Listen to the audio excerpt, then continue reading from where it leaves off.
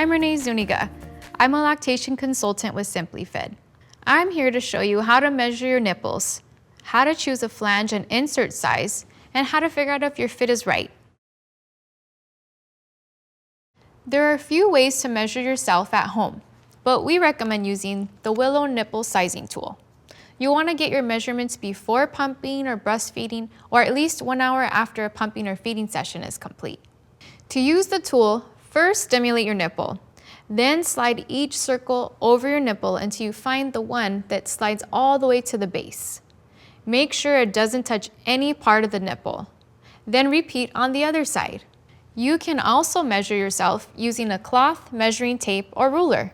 Again, you'll want to pick a time before or 1 hour after breastfeeding and stimulate your nipple to perk it up. When you're measuring, try to secure the excess tape under your arm so it's not hanging down.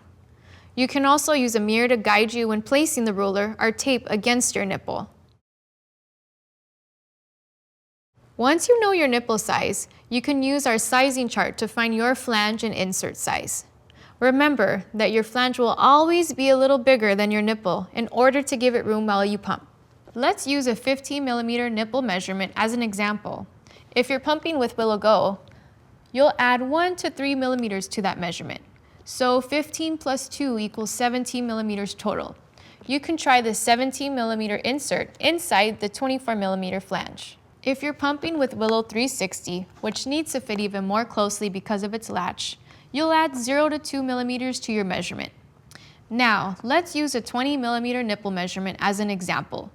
20 plus 1 equals 21 millimeters total. So you can try the 21mm flange, or you could try a 24mm flange with the 21mm insert. Every body is different, so it's always a good idea to experiment to find the best fit for you.